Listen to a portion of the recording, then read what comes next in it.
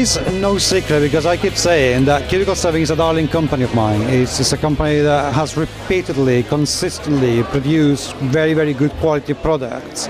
And today that has been confirmed at the UK Games Expo, because Airships Pirates has got the best RPG award. And this proud gentleman here, Dominic McDowall, it's the person who is basically, this is all your fault. Yes, it is. I can't tell a lie. Dude, congratulations on Airships Pirates, because it's not your best known game. It's not the one that's out there that everybody will recognize right away, and yeah, it's it's getting prizes. Absolutely, we've been really pleased with how well it's done. I think that's a testament to Peter Cakebread and Ken Walton's design. It's based on the Heresy engine rules that we use in our Victoriana game, and also used in the Dark Harvest Frankenstein game. Yes, so it is spreading out there, and yes, we're very proud of all of those three games. But Airship Pirates having the reward today was fantastic. Yeah, and I mean the game looks absolutely beautiful. What's the background? It's based on the music and lyrics of Abney Park, who are a very well-known steampunk band. And they've come up with this fantastic, crazy world that they've populated with people and the airship pirates themselves. So Captain Robert, who is the leader of the airship pirates, it's all sprung out of his wild imagination. Okay, now, however, you have some properly exciting stuff coming up very, very soon. Everybody's favorite Doctor is getting a bit of a reorganization. Absolutely, it's the relaunch really of the game line. We've got I'll show you this. This is the 11th Doctor edition of the Adventures in Time and Space game. So this is it's all been reskinned with the Matt Smith artwork. We've got the aliens and creatures that he's encountered in there. We've got the character sheets for him and his assistants, Amy and Rory, River, and those people. And it also means that the supplements that have been long awaited can now finally get into the production schedule and get out to everybody. So it's really great news. We're really pleased to get here. Yeah, and we're not going to open the box now, but I have seen what's inside. I can tell everyone, if you are at all in the slightest interested in this game, that is not going to disappoint. That's all I'm going to say right now. We'll in time we'll show you a great deal more, but for now just tell you that you can be looking forward to it, because it's absolutely gorgeous. It's just gorgeous. I'm really pleased with it. And of course that's not the only big license you have. You have the One Ring license, and that is also getting some interesting cool things coming out. Again, with the One Ring, we've been bowled over by everybody's response to it. It's gone down so well. It's really, really pleased to see that. We've got the first ones coming out, the supplement, which should be out in around about 8 weeks or so, is Tales from Wilderland. And this is it's 7 adventures that you can play as a Link campaign, or that you can play as one-shots and slip them in as and when. So it's a good versatile product. Yeah, and I mean, in fairness, you are throwing everything at this. I mean, just the artwork. It's glorious. It was really important to us to maintain the quality that we established with the core set. So I'll show you. I'll have a little look inside. Sneak preview of what's coming. There's some fantastic sort of moments and set piece in here of the inn that some enterprising hobbits have established in the wild, trying to make a quick buck with the opening of the Wilderland after the Battle of the Five Armies. Visit to Bjorn, you get to encounter some of the really iconic characters of Middle-earth. And a fantastic campaign that'll keep you gaming for a long time. Yes, indeed. And you're going to be at Origins. I mean, you told me earlier that you're going to Origins in the next couple of days, and you're going to be absolutely knackered by the time you come back. What can people look forward, not just for Origins, but for Gen Con? Do you have anything coming out at Gen Con, or is there anything going on at Gen Con that people should know about? My modesty will not prevent me from plugging the fact that I'll be a guest of honour at Gen Con this year alongside some very talented and wonderful people. So make sure you come and see our seminars. There's some fantastic topics, so that's well worth noting down for attending if you're going. We will also be debuting our new card game, our first card game. There should be an announcement about this very soon, but I'll let you into the secret. It's the Doctor Who card game. Yes. It is it's designed by the fantastic Martin Wallace, and we're honoured to have him involved with us on this. So the game itself is a collaboration Tree Frog and Cubicle 7. It's easy to pick up, but lots of subtleties and lots of repeat gameplay in there, as you'd expect from one of Martin's designs. So I'm really excited. It's been great fun putting together. Well, you and I both, my friends, because I am really looking forward to that. Thank you so much. Again, congratulations for the deserved award. Best of luck at Origins. Thanks. And hope you come back unscathed and properly able to relax. Yeah, well, hopefully anybody going to Origins can help us out by voting for us in the Origins Awards. That would aid my relaxation greatly. You heard that here first, sir. Go for it.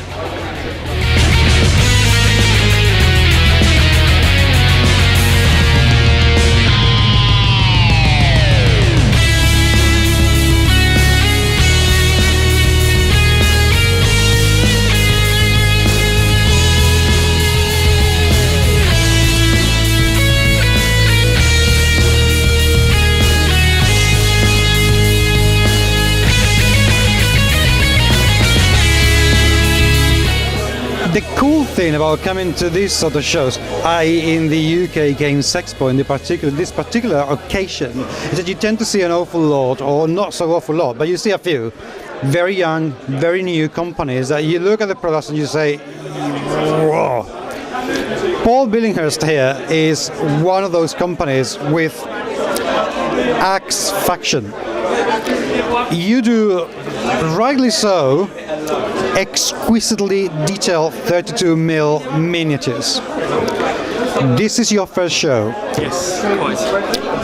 What about your company? Why is it your first show? How long have you been doing this? Well, it started this year, 2012, and I just decided that I'm a painter of miniatures and I thoroughly enjoy the hobby, and I wanted to start designing miniatures, doing the concepts of miniatures that I would love to paint for the hobbyist, for the collector, for the role player, for the wargamer, to represent their favourite character, their favourite, individual they've put so much time invested in, to actually represent them on the tabletop. And it's cool. I enjoy doing it. It's pretty much that. And then it's like a hobby which has been taken to the next level. And so I thought I'd like to come to meet the public, to see what they think of the designs, the work, and if there's a future for it, really. What's been the reception so far? I mean, how have you found the UK Games Expo as a show? It's been fantastic, really, really excellent. In fact, I've been surprised.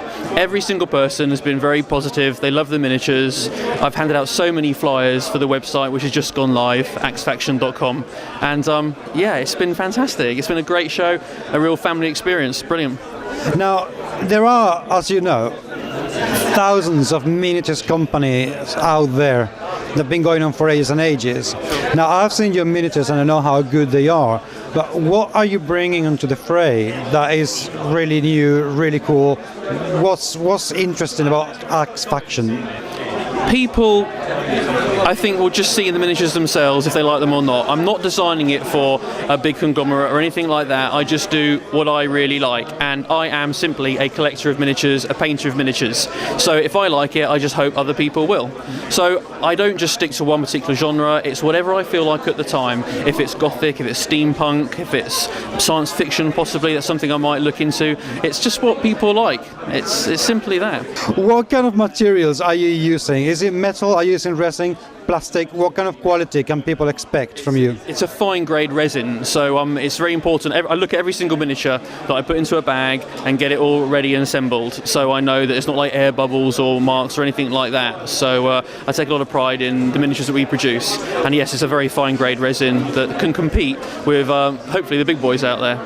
And now this is another tricky question, and you don't have to answer if you don't want to, but your prices are pretty amazing. I mean, for a small company creating a small number of miniatures, your prices are incredible. How do you do that? Love, I guess. It's just because it's self-funded. It's myself and my wife. She helps me an awful lot and very inspirational. So it's the two of us as a love, really. So we've just tried to cover a certain amount of costs without trying to keep it in range that people would expect, and also say, like yourself, oh, that's quite surprising to find a miniature like that for that price. So, you know, what the future may bring as we bring in more sculptors and all the rest of it, I don't know. I can't answer that. But for the moment, there'll be that sort of price. Fantastic. And if people want to get hold of you and want to buy your miniatures, how can they do that? Thank you. Well, the website's available on axfaction.com. That simply. We've just gone live on Facebook as well, literally the night before the show, just so people got somewhere to find us on as well. So yeah, through the website, basically. We'll be selling all the miniatures through that as well. And just in case somebody might be interested out there, will you be taking commissions if anybody's interested in a particular piece? Absolutely. Yeah, I mean, what I've learned from this show is completely open to anything. So people can get in touch if they want to be involved in some way and they're keen to be involved, then happy to look at an email and go from there. Are you going to come back to here, and are you going to do any more shows between now and then? Well, if I can find them, yes. Absolutely. We'll definitely be back here next year. We're also going to be doing Salute as well next year. And whatever we find in the meantime, really, because we'd love to. Fantastic. Well, best of luck. Thank you very much. Really a brilliant start to the company, so let's hope it continues. Appreciate it. Thanks for your time. Cheers.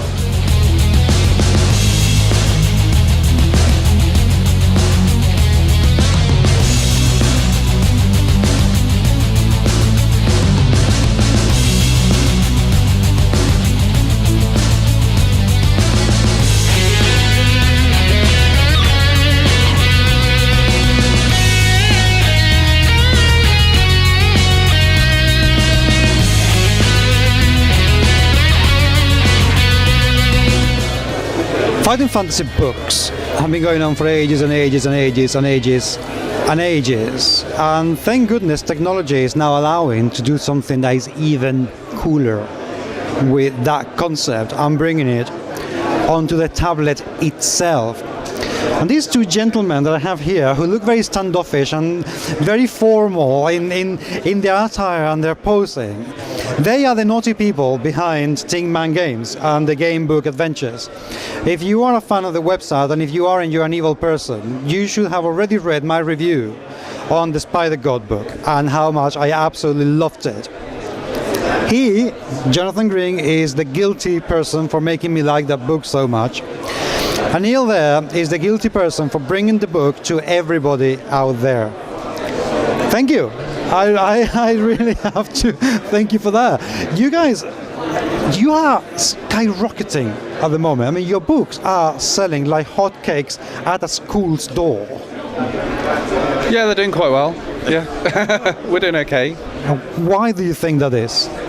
I just think there's a bit of a renaissance at the minute for interactive fiction, and I think it's happening everywhere. I think there's a load of people doing some really interesting things with interactive books, both printed and digital. And you've got a lot of the old boys from the 80s coming out of the woodwork, either re-releasing old stuff or working on new stuff, and there's just a general buzz in the air at the minute. And thankfully we're here at the forefront, hopefully spearheading the whole thing as well. How long have you guys been going on? Because the company's fairly young. Yeah, I think I started the company about 3 years ago. So, and we've probably only been doing Gamebook Adventures for about 2.5. My numbers could be off, give or take 6 months. So yeah. What made you go for this? I mean, what was it that you saw that made you think, you know what, this is the future, there has to be a business here, I'm going to go and get it? So what happened was, I'd been working in the computer games industry for about 10 years, and I'd made a bit of money, bit of profit. I was doing art, 3D art for lots of big games for people like Electronic Arts. So I'd made a bit of money, and I wanted to invest it into making my own games. I mean, it's great working on big titles for other companies, but you want to do your own thing. So I worked with a coder, and we released a couple of games which didn't sell very well.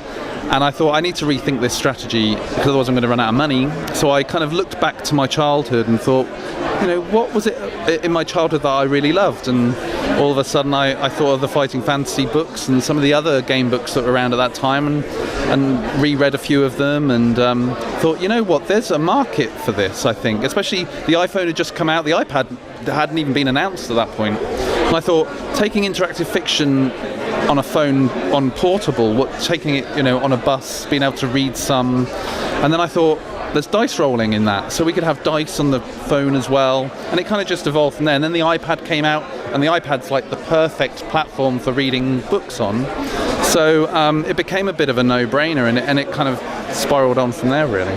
And how did the two of you meet? Well, I got in touch with Neil actually because I saw what he was doing online, and gamebooks are the first things I ever wrote. My first published book was a Fighting Fantasy game book, and they're still my first love, so I still have a passion to write them, but there's obviously not been as many opportunities. So seeing what he was doing, I was really keen to get involved and go a bit old school, because I'd sort of tried to do a twist on game books so that people who'd read them years ago would find something new and fresh in them, but equally the thought of going back to a traditional sword and sorcery adventure and kind of fitting all the things you'd expect from a fantasy adventure. So I got in touch with Neil, and it went from there. So he was very open to ideas, and I think that I bit your hands off, really. I think that's the way. It's like one of the Fighting Fantasy authors has emailed me to say, can I write for you? It didn't take me long to reply, I don't think. Now, having worked for the Fighting Fantasy books, the originals. Yes. What do the original authors think about this new stuff? Basically, I'm asking, why are Ian Livingstone and Steve Jackson working for you, in a nutshell? And why do you think they are coming back onto the fray to do more Fighting Fantasy books? I think, as Neil said, there is that element of the nostalgia crowd. The fact that it's the 30th anniversary this year, it is quite a remarkable event, and obviously the people who were the children reading them back 30 years ago are now the adults who are in a position to sort of bring them back to a new audience. And I just think particularly with Ian's experience of the gaming industry, going electronic is the way forward. I mean, I think there'll always be a place for books, but the fact that there's digital product, it's the perfect platform for things like game books. And the way that people will read those books has changed, I think, because as a child you'd get a new book, you didn't have the exciting video games to play at home, you'd sit down, you'd read it. Now it's the guys going to work on the tube, think, I've got an hour's journey, what shall I do? And it's just something really simple, really escapist, but also just gives them that thrill and that buzz again. And there's the content, and the people who like that don't want to just read one, they want to read as many as they can get their hands on. Absolutely. Now, and that's another thing, books are not a quick thing to read, and yet the mobile platform are renowned for being something that's very quick, that you pick up for 5 minutes, 10 minutes, 15 minutes, and then you put down. How do you guys organize the writing and the mechanics to adapt the book to be read in that length of time and still achieve something? Because I think that is quite a remarkable thing about the books. I think it's always been an element of game books, is because I used to be a teacher, and it was a great way to get reluctant readers into reading, because you don't ever actually have to read anything too long at any one time. There's no chapters. You don't even get the impression of how far through the book you are, because you jump backwards and forwards. So it's the same with like an iPhone or on the Android now. You've only ever got maybe 1 or 2 screens worth of text to read at any one time, and you want, as a designer, I want to keep things exciting. I don't want people to get bored so they're going to stop reading. They'll stop reading because they've got to get off the tube, whereas while they're there I want them to think, what's the next thing? Oh, now this monster's turned up, or now I've got to deal with this situation. It's to keep them turning the page still, even though it's an electronic page. I know, believe me, I know. How many books have you got already in the catalogue? So there's 8 books on the App Store at the moment. So we've got 7 books set in our fantasy setting of Orlandes, and then we've just released a little while ago our 8th book, which is Infinite Universe, which is a sci-fi, kind of tongue-in-cheek sci-fi novel, which is different to our previous 7 in that we've released it for free and you actually buy the chapters. So we're trying a bit of a new business model on that one, just to see how that goes. That's very interesting. And what's in the pipeline? What's in the future for you guys? What can we look forward to? Well, firstly, we've got Judge Dredd. We signed the license for that a few months ago, and we're at beta testing now. So we're probably going to release that hopefully by the end of June, if we can get all the testing done in time. So we're really excited about that, because that's our first licensed product, and it's dealing with something that's very well known, very much loved. So we think we've done it justice, and we think it's a great story. And then also some really fantastic news, which we announced just on Friday, is that we've signed a deal with Ian Livingstone and Steve Jackson themselves to bring more Fighting Fantasy books to digital platforms later on this year and into next year and beyond, hopefully. So I guess that answers my previous question of why aren't Ian Livingstone and Steve Jackson working for you guys? Yeah. That is seriously fantastic news. I mean, to have the original writers wanting to work with you, that's a hell of an achievement. Yeah, we get to publish. I'm getting to publish the 30th anniversary book. This is like a landmark release in Fighting Fantasy's history, and I've been given the keys to the city. You know, it's an amazing opportunity. I'm so pleased. You know, I think when I put the press release out, I was trying to think of a really good quote for myself to say how pleased I was. And the way I described it was, there's a 10-year-old me back in the mid-80s staring at the future me with his jaw on the floor, I think. So. Fantastic, well done. Really massive congratulations, because I've read the books. You know how much I absolutely loved it. I look forward to reading the next one, so I can be doing this no in the bus again, and people around me looking like I'm mental, which I probably am. So please keep at it, because it's well worth it. Okay. Thank you very much. Thank you.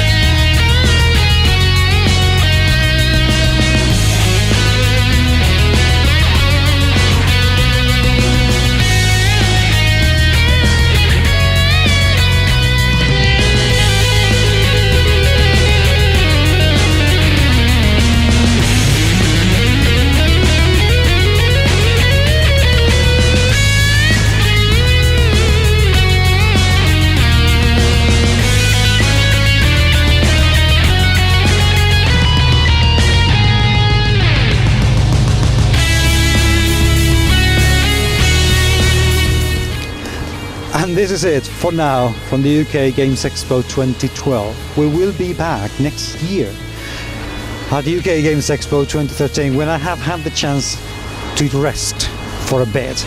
It's been 3 days of absolute mayhem, gaming chaos all over the place, with thousands and thousands of people playing hundreds and hundreds of games, and it's been absolutely fantastic. The atmosphere has been great.